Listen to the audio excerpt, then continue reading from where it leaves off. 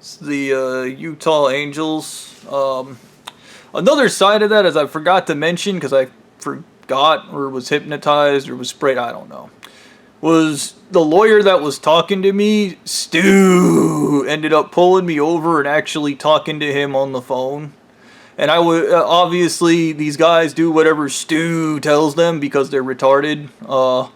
So and they don't act out against the church leaders. Like Stu demonstrated to me. He literally told this guy to kill his daughter, and the dude did it. Like that's how mindless these people are. They don't care.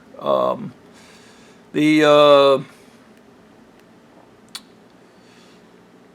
yeah. But yes, Stu talked to the lawyer, and that's just completely screwed because the lawyer's going to do whatever Stu tells him to do. But I was thinking about this, and I think I got a message for Blondie. And I know they're going to pretend like they don't watch this, and whenever the court comes around, oh, I never saw any of those videos, but I sure do know a lot about them. Like, Blondie, I want you to think about this. You could turn yourself in for poisoning me with heavy metals. Now, I know you're not going to do it, but you wanted the savior to be white. Your problem with me is I was black. You made that clear. You do not like N-words.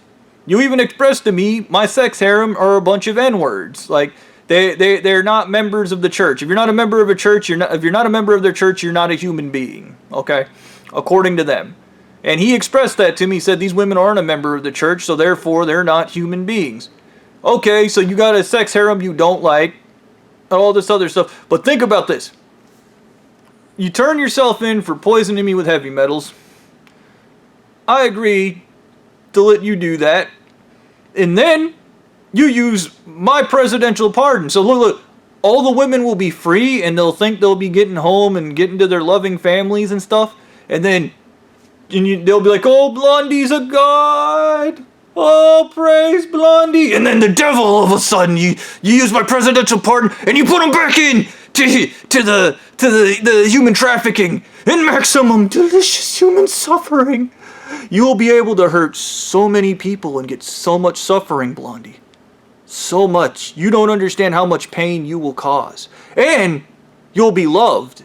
Well, briefly. But you'll be loved. And they'll think you're the greatest thing ever. And the savior will be white and splendid. Because you consider yourself white and splendid. I don't. I consider you a piece of shit. But the savior will be white and splendid.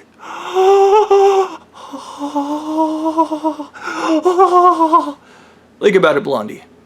Think about it. You know I'm trying to manipulate you, so you're not going to do it. You're busy banging fat chicks and then pretending you're sticking it to me, but good job. But just a thought. But I also think about the even bigger injustice, because I keep talking about these people human trafficking. The truth is there's a large number of churches that were all human trafficking, and they passed legislation that stopped them. Yeah, so Blondie's actions didn't just help this church's human trafficking ring, it helped a bunch of other churches who human traffic.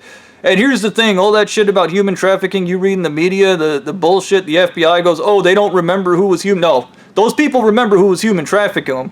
They just can't do anything because human trafficking is protected under the First Amendment. Yes, you can open a church in human traffic. Totally legal. But yeah, that's just what I was thinking about. I don't really... I've come to accept... I've been working on it a lot recently. I've come to accept what happened.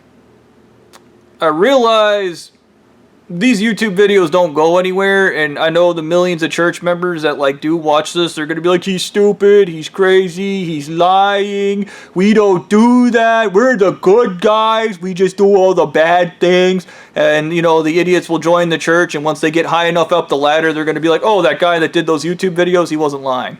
And they're gonna be like, no, he was lying, we're just not lying, kinda not really, still lying. And you're just like, okay.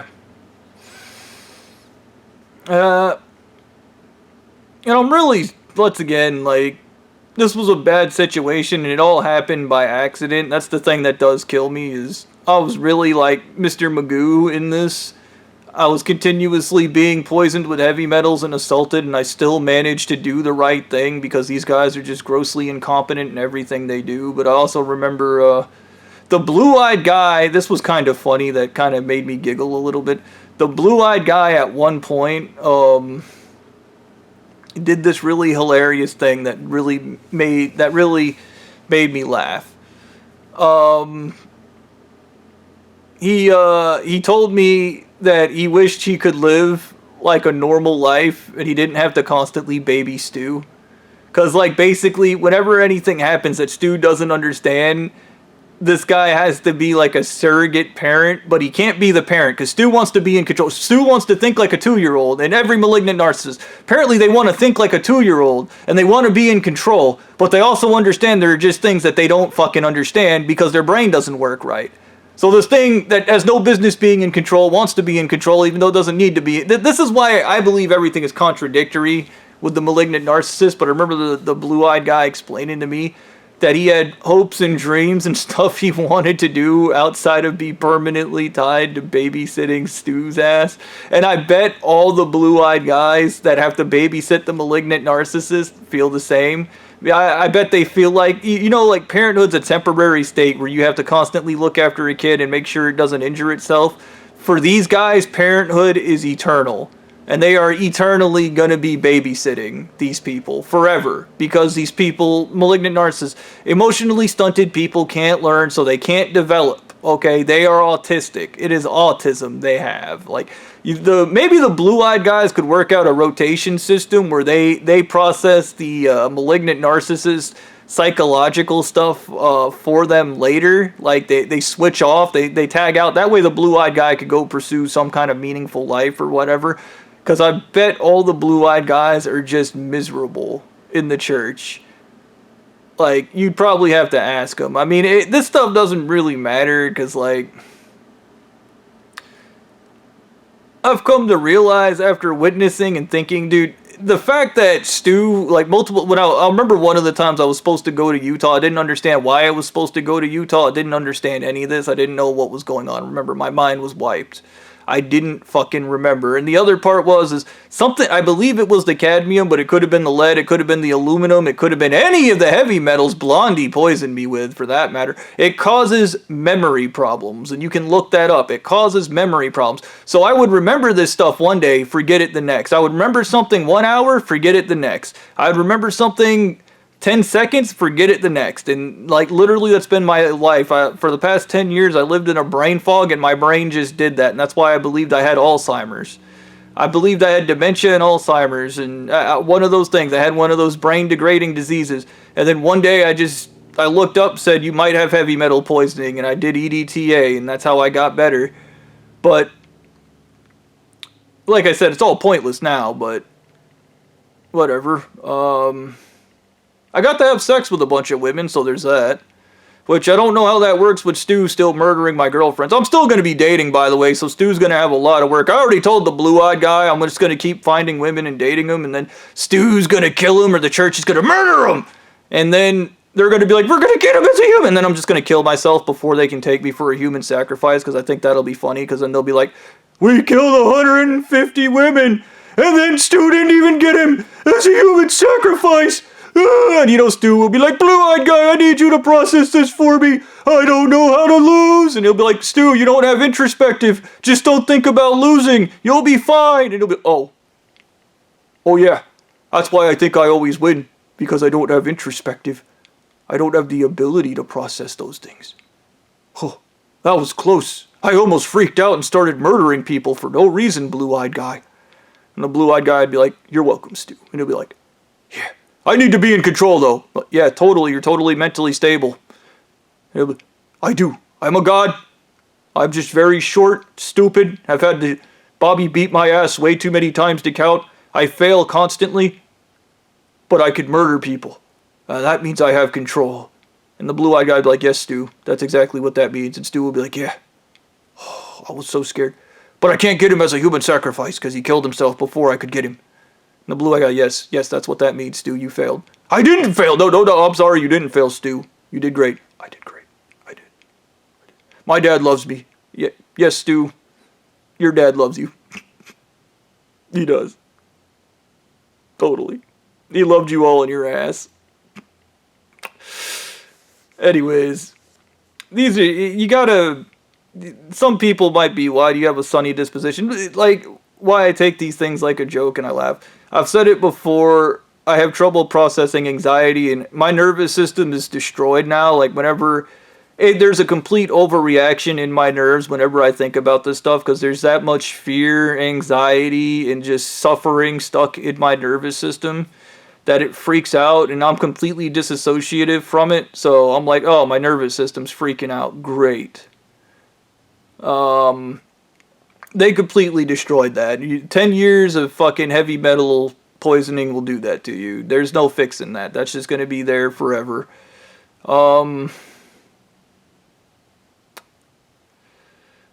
It is amazing in my brain, though, that, like, I did the right thing. I freed a whole bunch of people from human trafficking. I got calls from Japan, Australia, all over the world, people thanking me. And then there were just people dedicated to doing the wrong thing no matter what. Like, in their brains, like, doing the evil thing was like... Dude, it's mind-boggling, but, like, religious people themselves are all crazy, so you won't rationalize it because in their brains, they're the victims, and you can't logic that for no shit. Like, I remember Blondie being like, we're gonna have a battle of psychology, and he was like, I'm winning, and it's because he destroyed my brains with heavy metals. And I have a whole thing... I talk about this in sports. I think like testosterone and shit should all be regulated in sports, and I think you should regulate the shit out of sports and then have people compete. That way you don't have people boosting or cheating. So I would argue if Blondie wants to destroy my brains with heavy metals and we were on fair footing, he should have his brain destroyed with heavy metal. And then we should compare mine. So we'll both be sitting there with like our faces drooping, drooling, and going retarded and being like, oh yeah, I'm smart, you. And then Blondie would be like, oh, for you, I'm gonna win, and my dad will love me. No, he won't. Yes, he is. He's gonna, like, whatever, dude. Just a fantasy, though. I just think about, like, the whole logic is as straightforward as, instead of competing, you just kill the other guy. And, like, I start to wonder personally, and this is something I do actually wonder about. These guys have a thing about frontier justice, so I wonder if I were to hypothetically just go put a bullet in Stu's head, just shoot him, if the church wouldn't kill me over it. If they'd just be like, that's frontier justice. And the blue-eyed guy would be like, that's frontier justice. Yep, frontier. And then they'd cover up all of Stu's murder, so I wonder if they would cover that up too. They'd just cover it up and be like, no, it's totally fine. And I'd be like, yeah, cool, so this is how frontier justice works. And then, you know, I'd immediately take the gun and aim it at the blue guy, because he knows what he did. He knows what he did. And everybody else knows what they did, so I'd assume that's how frontier justice works. It's kind of stupid to me. But the justice system is kind of stupid. That whole shit, like, you have to actually get to court, and there's an army of these guys. Mind you, Stu pulled me over for 6 hours, so I couldn't get to court, okay? They sprayed me in the face with fucking tetralead and LSD to hypnotize me. They poisoned me with heavy metals when I tried to pull the perjury. They poisoned me with heavy metals again and again, and they wouldn't fucking stop, okay? I realize now, because I know what emotionally stunted is almost everybody I worked with at Papa John's was a member of the church. So I was under constant surveillance from people who were going to poison me with heavy metals so they can rape women and rape babies. Like, that's the thing that baffles me, is the human trafficking, the raping babies, and just doing drugs. The three things that we know are fucking evil is what's at the core of this church. It is their heaven is literally a sex orgy with drugs. Like, they're like, it is crackhead heaven. It is addict heaven, okay? To be fair to them, it is addict heaven, and yeah, I get it. I get it. You guys are addicts because you drink the tetralead to become an addict when you could get rid of it and not be an addict, but you're gonna not do that for religious reasons that make no sense. And I bet they're even alien to yourself. I bet you couldn't explain it. These are kind of just my thoughts. These my solutions. Like,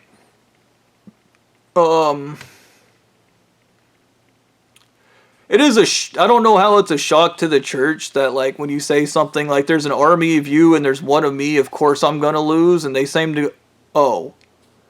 Like, yeah. But here's the other thing. I'm at a complete disadvantage because I don't murder. I'm not a killer.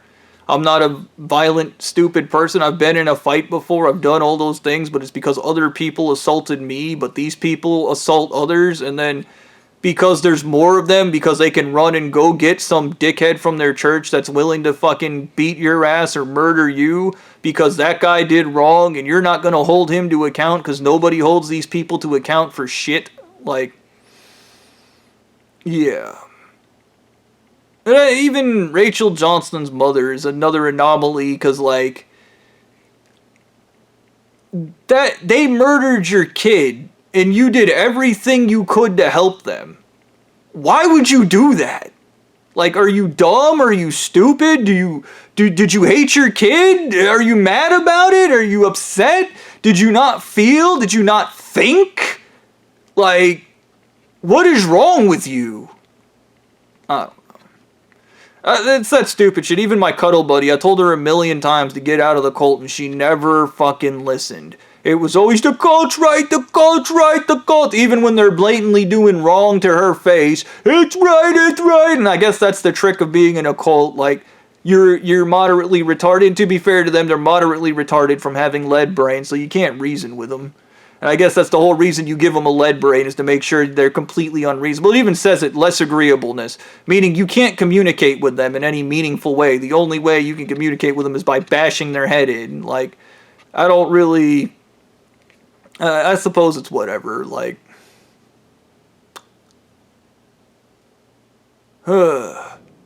You always have those kid fantasies about going John Wick and just capping people and murdering your way into victory, and you always dream like an action hero and the explosions, but you know in real life that's fake. In real life, people that try that shit, they just get fucking murdered. And the truth is once again, these guys are an army of violent, stupid, retarded people, and all they want to do is kill. Like...